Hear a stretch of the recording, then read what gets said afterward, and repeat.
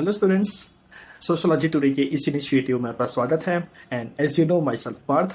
और आज हम बात करने जा रहे हैं हमारे थर्ड चैप्टर के लास्ट टॉपिक पे, जो है रिलायबिलिटी एंड वैलिडिटी। सो सबसे पहले क्वेश्चन क्या कहता है? क्वेश्चन कहता है what is reliability and what is validity in the sociological research studies.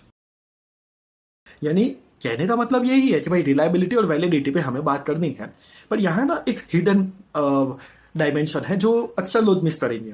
सवाल ये है, एग्जैक्टली सवाल ऐसा बनेगा कि भाई रिलायबिलिटी के बारे में बताओ, वैलिडिटी के बारे में बताओ, और सोशियोलॉजिकल रिसर्च में अगर वैलिडिटी या रिलायबिलिटी नहीं है तो क्या है उसके बारे में बताओ। यानी तीन डायमेंशन है बॉडी में। एक्चुअली मैंने देखा है अक्सर मैं जब पढ़ाता हूँ क्लास में, तो लोग कंफ्यूज होते हैं इस टॉपिक में। और ये ऐसा सवाल है जहां से सवाल बनेगा ही बनेगा, हर दूसरे साल बनता है। तो रिलायबिलिटी क्या है और वैलिडिटी क्या है, इसके बारे में समझना पहले जरूरी है। तो रिलायबिलिटी क्या है, तो पहले सोचो, reliability something what you can rely on. Are getting me? यानी कि कुछ ऐसे जिस पर आप विश्वास कर सकते हो। तो सोशियोलॉजिकली देखा जाए तो रिलायबिलिटी क्या है कि अगर आपने कोई रिसर्च की तो मल्टीपल टाइम वही सेम रिजल्ट सामने आते हैं, इससे कहते हैं रिलायबिलिटी। तो मैं कैसे याद रखता हूँ कि रिलायबिलिटी यानी आर, और आर से होता है रिप्रोडक्शन ऑफ रिजल्ट्स। तो reliability is equal to reproduction of results. अगर मैंने कोई स्टडी कंडक्ट की तो हर बार वो सेम चीज आनी चाहिए, उसे कहते हैं रिलायबिलिटी। और वैलिडिटी क्या है? वैलिडिटी ये है कि भाई आपका जो ऑब्जेक्टिव है रिसर्च का, आपकी रिसर्च उससे ही फाइंड करती है, यानी उसी लाइन ऑफ थॉट पे आगे बढ़ती है, वो है वैलिडिटी। ऐसे नहीं कि भाई हम खोज कुछ और रहे हैं और घूमते घूमते कुछ और रिसर्च हो रही है, ये नहीं होना चाहिए। वैलिडिटी का मतलब है कि आपका जो ऑब्जेक्टिव है वही वो फाइंड करे, इसे कहते हैं वैलिडिटी। और गेट इट मी? तो हमें इंट्रोडक्शन में ये डेफिनेशन बतानी है। अब रिलायबिलिटी के ऊपर बात करें तो रिलायबिलिटी जैसे मैंने बताया कि भाई हर बार सेम रिजल्ट आनी चाहिए। तो इस कंटेक्स्ट में दो टाइप की रिलायबिलिटी है जिन पे हमें बात करनी बहुत जरूरी है इस क्वेश्चन में। नंबर वन आती है, वो है टेम्पोरल रिलायबिलिटी। यानी कि कोई रिसर्च है जो 10 साल पहले की है, उसका कोई रिजल्ट आया है, वही रिजल्ट आज भी आना चाहिए अगर वो रिसर्च वापस होती है तो। और दूसरा आता है वो है कंपैरेटिव रिलायबिलिटी। यानी कि आज के ही दौर में किसी एक सोसाइटी में जो रिसर्च हुई है वही रिसर्च अगर वापस दूसरी सोसाइटी में किया जाए तो वो आंसर सेम आना चाहिए। ये है हमारी कंपैरेटिव रिलायबिलिटी। अब एक एग्जांपल से समझाता हूं। चलो मान लेते हैं जॉब सेटिस्फेक्शन के ऊपर मुझे स्टडी करनी है और मैं 50 बंदों को 1 to 10 के स्केल पे उनकी जॉब के बारे में पूछता हूं। अब वो 50 में से जिसने जो भी आंसर दिया 1 to 10 में, उनका एवरेज लेट से आता है 7।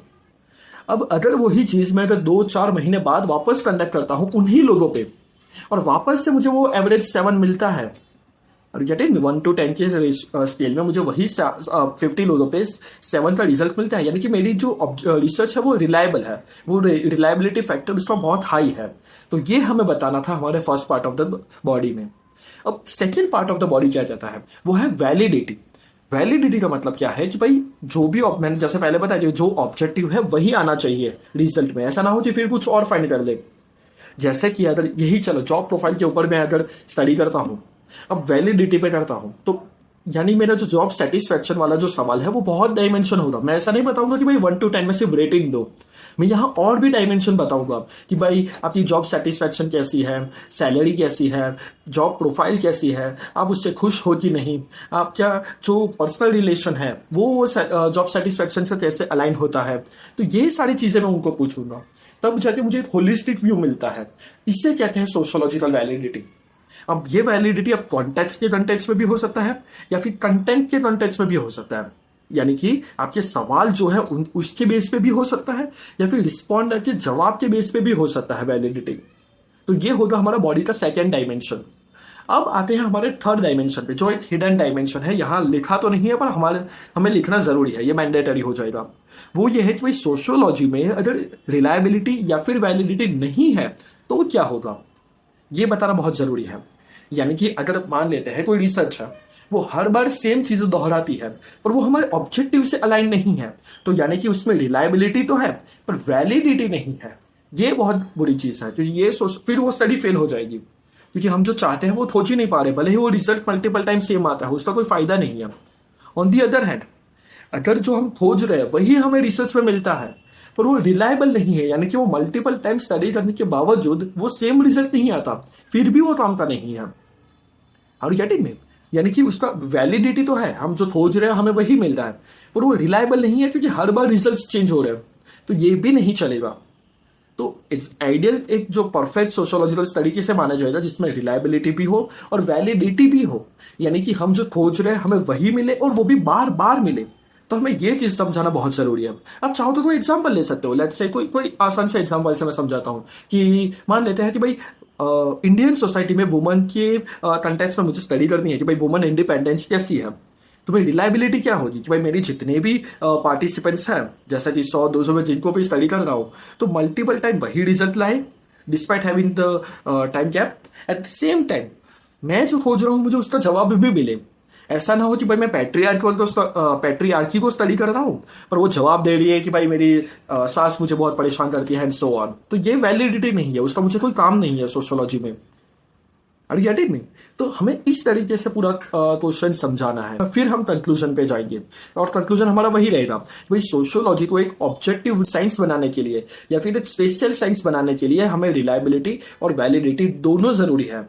आप चाहो तो यहाँ थिंकर्स की एग्जांपल भी कोट कर सकते हो, जैसे कि रिलायबिलिटी में कार्ल मार्क्स का थियरी बहुत अच्छे से यूज होता है, जहां हिस्टोरिटिकल मटीरियलिज्म में उन्होंने बताया था कि भाई सोसाइटी के 4 स्टेजेस होते हैं हिस्टोरिटिकल, और हर स्टेज में हैव्स एंड हैव नॉट्स हमें देखने को मिलते हैं।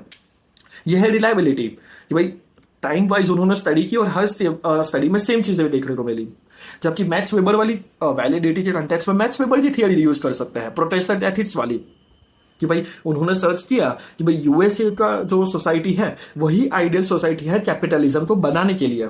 उन्होंने बहुत सारी चीजों को स्टडी किया और हर बार जवाब यही मिला। तो ये है वैलिडिटी कि भाई वो कैपिटलिज्म को ही खोजना चाहते थे और उन्होंने वही मिला उनको, पर वो यूएसए की सोसाइटी में मिला। जब वो थिंकर्स आएंगे तब हम उस पर अच्छे से बात करेंगे, पर एग्जाम्पल के फॉर्म में आप इसे यूज कर सकते हो। Hope this helps. Thank you. Visit our website www.civilservantshub.com for more course details.